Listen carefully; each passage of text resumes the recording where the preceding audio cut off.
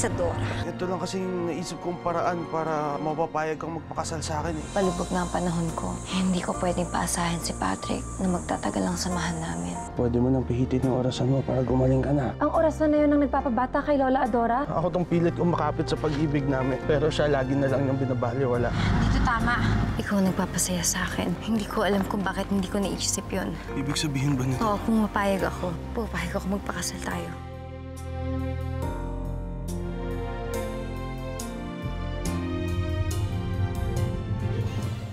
Maraming salamat, Adora. Hindi mo alam kung gaano mo ako pinasaya ngayon. Mamahalin kita kahit na anong mangyari. At yun din ang gagawin ko. Aalagaan kita hanggat sa makakaya ko. Mahal na mahal kita, Patrick. Wala na akong pakialam kung ano pang sasabihin ng iba. Susie, sasama na kay Patrick. Leila, sana maintindihan mo. Gusto ko lang maging masaya. Huwag mo na akong alalahanin.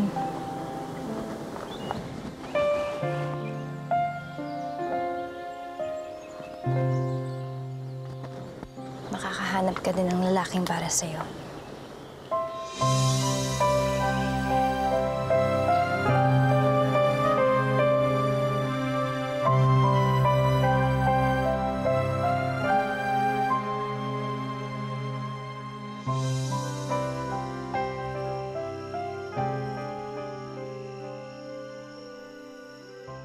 Mabuti na lang kinain ko yung tsokolate ni Susie.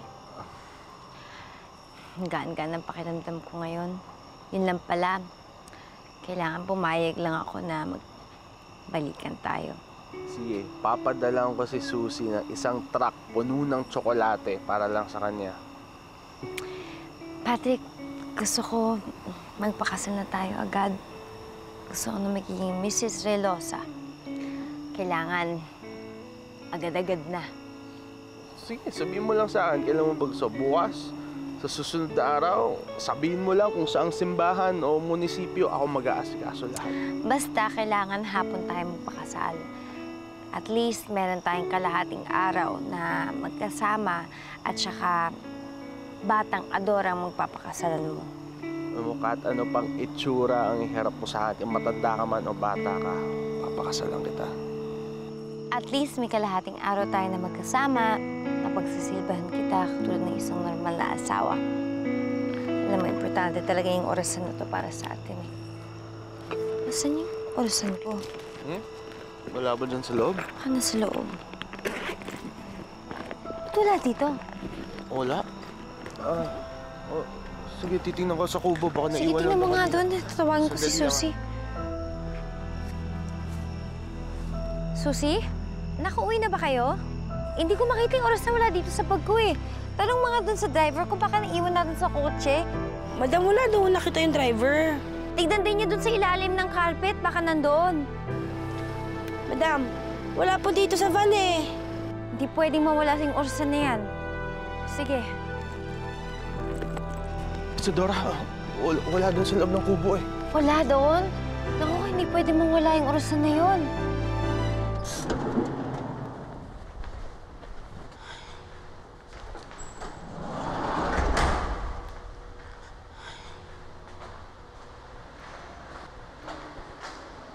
Lila, alam mo nawawala yung orasan ni Madam. Napansin mo ba? Hindi ko nga alam yung tsura nun eh. Tsaka bakit ba sobrang nag-aalala yan si Isadora sa orasan na yon? Eh, alam mo na, sentimental value. So yung kay Isadora, itigil niya yung paghanap niya ng mga walang kwentang bagay. Nasa kanya na kasi pato. Kaya huwag na siyang maghiling ng kahit ano pa, no? Bakit parang galit ka habang sinasabi mo yan? Peter ka pa rin pala eh. Plastic ka kanina, no? Hindi ah. Ganun na lang talaga ako magsalita. O sige na, Susie, muna na ako.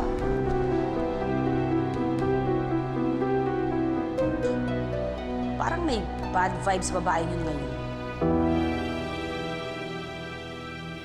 Ang weird mo.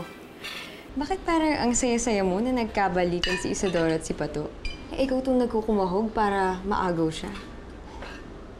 Ano ka ba? Pinahiram ko lang naman si Pato sa matandang Adora na yun. Alam mo na, give chance to elders. Tsaka hindi rin naman sila magtatagal. Dahil hindi na makakabalik sa pagkadalagita yang si Adora. Bakit naman? Dahil nasa akin ang pampabatang sikreto ni Lola Adora.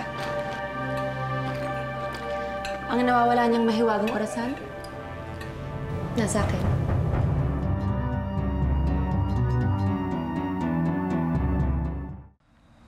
Kumain ka na muna. Huwag mo na muna isipin yung orasan mo. Mahirap naman hindi isipin na nawawala ang orasan, Patrick. Kailangan natin yun. Kaya kailangan mahanap ko yung orasan. Mas mahirap ka nga hanapin yun kung walang laman ang sikmura mo. Patrick, kailangan ko yun. Ngayon nung tayo nagsama, di ba? Importante yung orasan para sa atin. Hindi ako pwedeng tumagal ng isang araw bilang matandang Adora kung wala ang orasan dahil lalala ang sakit ko. Gusto ko pang tumakbo sa labas, maglakad kasama mo. Gusto ko pa mabuhay. Kapiling mo, Patrick. Hindi na parang kailangan mo pa akong alagaan na para akong bangkay. Ang mabuti pa, huwag mong takutin yung sarili mo. Kahit kailan, hindi ka magiging pabigat sa akin. Mag-iisip ako ng paraan para maging normal ang buhay natin. Kaya huwag ka na malulungkot. Magpapakasal pa rin tayo. Paano tayo magpapakasal? Kung matanda na ako, baka hindi na ako makalakad pupunta sa'yo. Eh di bubuhatin kita. Handa akong iharap ka sa lahat ng tao kahit na ano pa yung itsura mo. Papakasalan kita. At ipagmamalaki ko sa lahat na napangasawa ko ang babaeng mahal ko.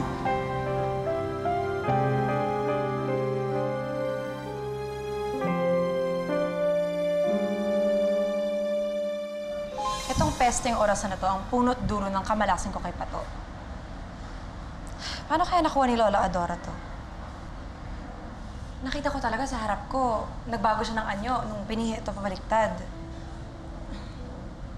Nag-ilo yung katawan niya tapos naging bata siya. Hindi kaya may sa demonyo yan? Fred, idispasyong mo na kaya yan.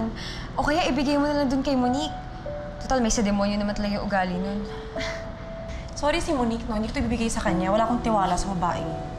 Baka mamaya kung ano pang gawin niya sa akin pag nalaman nang nasa akin to. Teka nga pala, paano mo pala yung nakuha kay Isadora? Ayan na yung kotse ni Patrick!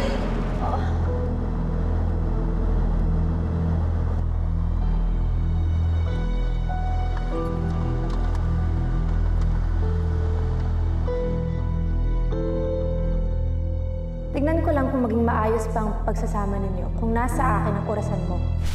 Hanggat nasa akin tong orasan na to, balik sa pagiging Lola Adora si Isadora. Lalala ang sakit niya, tapos may hirapan siyang kumilos. Di magiging miserable si Pato kasama siya.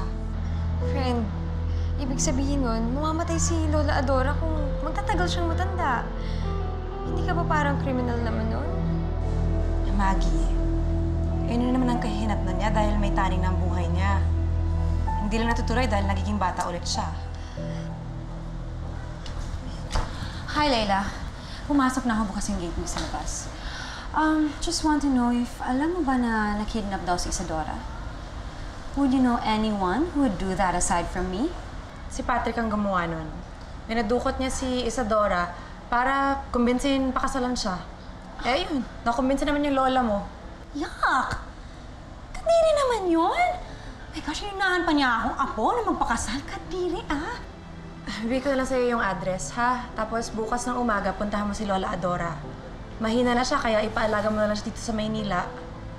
Ito na yung huling gabi niya na sa pagiging Isadora niya. Hindi na siya magiging bata ulit. Ba't hindi siya babata ulit?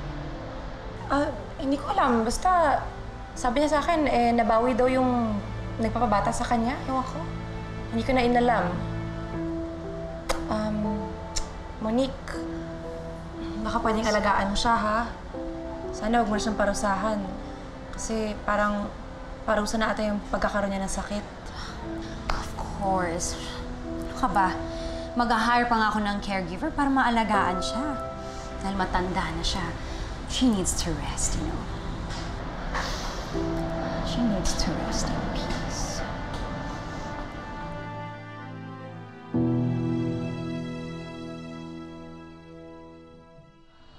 na bang orasan ko? Hindi ko siya makita. Manang Uping? Manang Uping, buti po nandito kayo. Hindi ko makita ang orasan ko. Nasa inyo po ba? Binawi niyo po ba kaya hindi ko makita? Iha, ang orasan ay hawak ng isang pusong bigo. Kunin mo bago mahuli ang lahat. Bakit?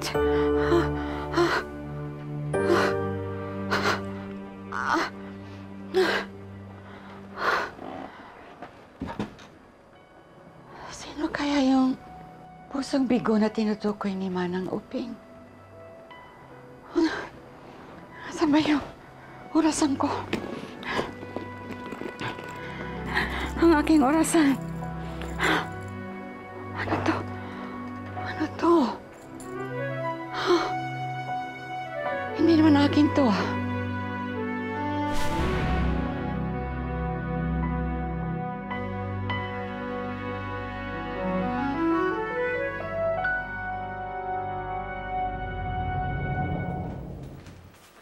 Ay, Lola, buda nahanap niyo po. Akala ko nawala ko na to eh. Bigay sa akin to ng tita ko nung graduate ako. Alam mo, Leila, paayos mo na yung lock niyan. Parati nalalaglag sa'yo.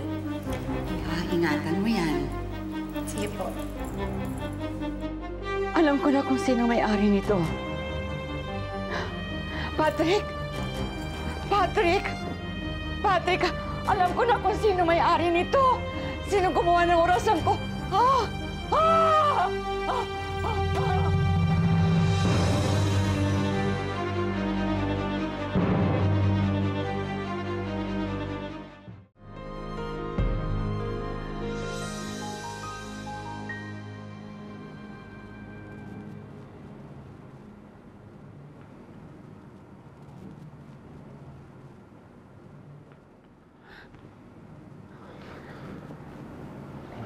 Dora, andito na tayo ulit sa Maynila.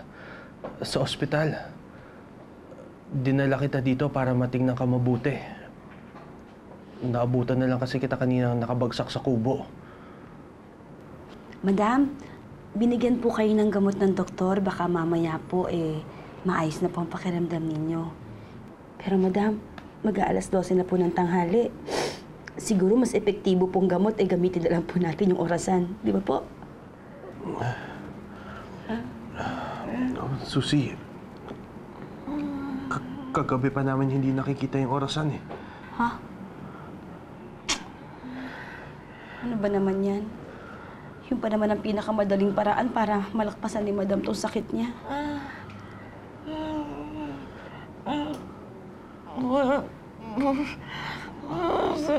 Madam!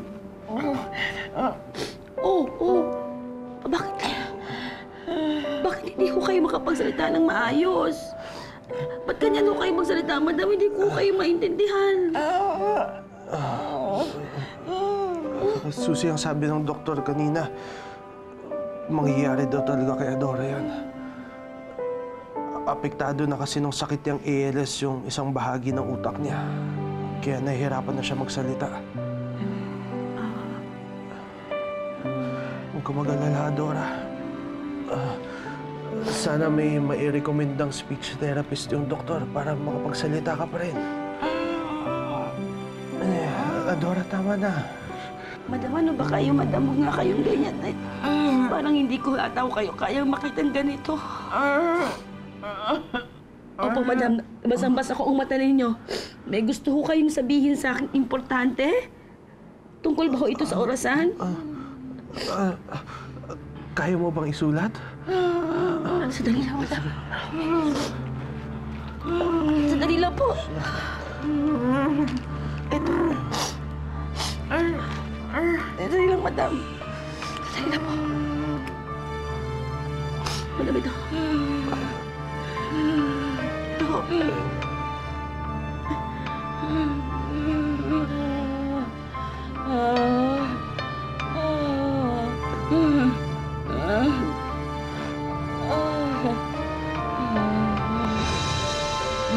Leila? Si Leila ang kumuha ng orasan?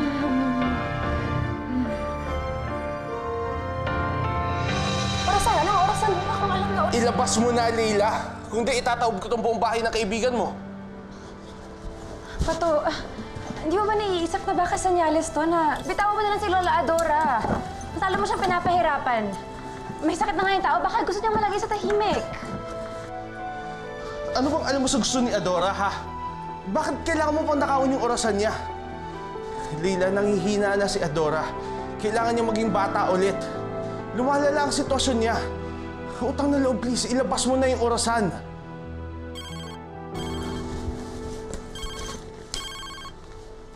Hello, Susie? Bakit ano nangyayari? Nire-revive siya ngayon? Sige, babalik na ako dyan.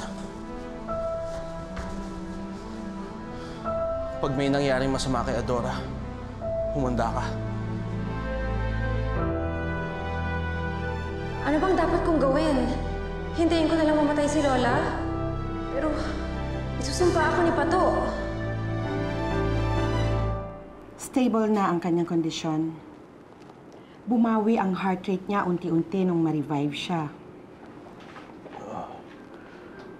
Bakit ho siya inatake, Doc? Unang inaatake ng ALS bukod sa muscles, ang lungs ni Adora. Kaya lagi siyang hirap sa paghinga at may pain sa likod niya. Meron na kasi siyang sakit na pneumonia, Patrick, eh. Kaya nahirapan na yung puso niya. Kaya siguro siya inatake. Oh, parang nadadagdagan yung sakit niya. Sabi kasi ni Doc, lakpas 70 na si Madam. Mas marami pang komplikasyon. Kaya mas nahihirapan siya. Aabot pa ba siya ng isang taon? 6 months? Hindi ko alam kung makakasurvive pa siya within the week. I'm sorry, but you have to prepare yourself. She's dying. I'm very sorry.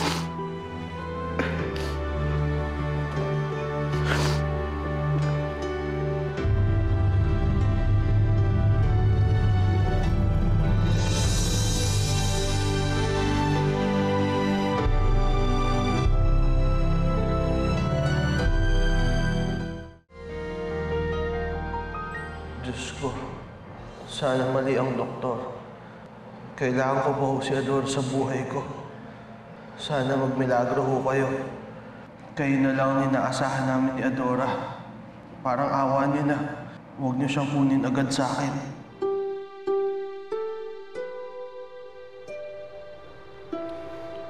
Salamat po, Lord. Pumayag na siya magpakasal sa akin.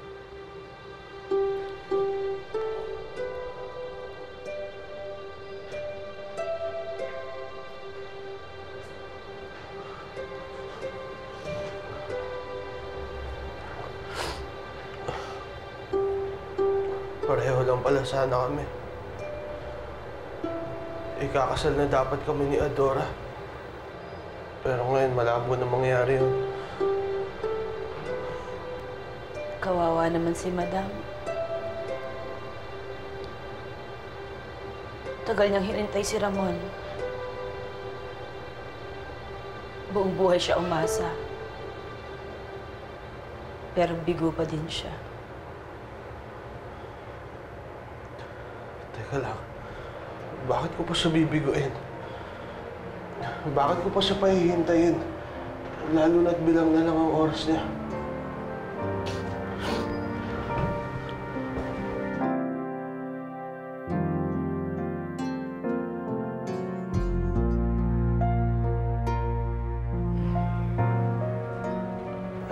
Adora, may sorpresa ako para sa'yo.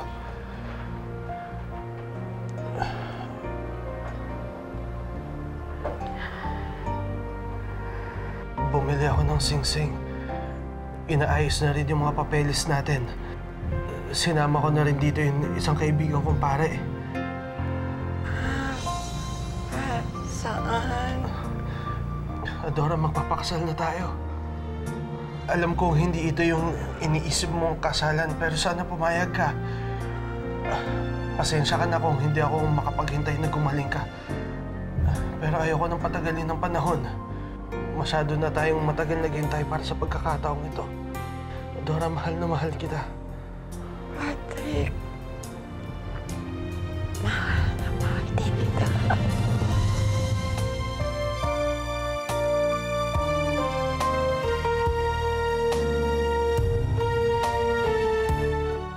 Monique, kakarating ko lang dito sa ospital. Naligaw-ligaw pa kasi yung driver eh. Malapit ka na ba dito? Hanapin ko na lang sila. Okay. Totoo bang may ginaganap na kasalan sa room 801? Isang matanda at binata daw. Grabe yun. Dying wish na ata nun na magkakasal sila. Ikakasal si Patrick siya si Adora? Ikaw ang panaginip kong nagkatotoo. Ang tanging kasiyahan na hindi ko sinukuan. Ang pasanin kong masaya kong dadalhin sa buhay. Alam kong pinanganak ako muli para dalhin ka sa sandaling ito. Mabubuo muli ang pagkatao ko ngayon na magiging asawa na kita. I love you very much, Adora. I now pronounce you husband and wife. Congratulations, Mr. and Mrs. Patrick Velosa. You can kiss the bride, Patrick. Congratulations po, madam. Congratulations po. Congratulations. Tigil niyo to! Hindi ako paig na makasal kayo. Layla, ano ka ba? Bakit nanggugulo ka na naman? Tama na! Lila, kasal na kami ni Adora. Kaya pwede ba umalis ka na dito? Baka mapano pang asawa ko dahil sa'yo. Hanggat sa hindi pa kayo nagkakapirmahan ng papeles. Hindi pa kayo kasal. Hanggat nasa akin ang oras na ni Adora. Alam kong pwede pa magbago ang isip mo sa kalokohan.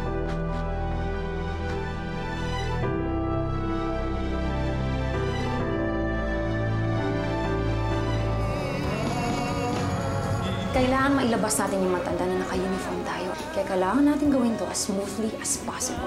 Yung dalawang nurse na yun, simulik yun, saka yung tauhan niya. What the hell? Bakit ka bumata? Sumuko ka na, mas madami kami sa'yo. Baba mo lang pa rin mo. Guys, ano ka na? Kasalanan mo to lahat! Gagawin ko ngayon. Kisa lang ako. Dami ng pulis na kapaligid sa akin. Huwag niyo siyang sasaktan. Pamilya ko pa rin si Monique. Armado siya. Kahit anong pwede mangyari. Monique! Sumuko ka na lang, Monique!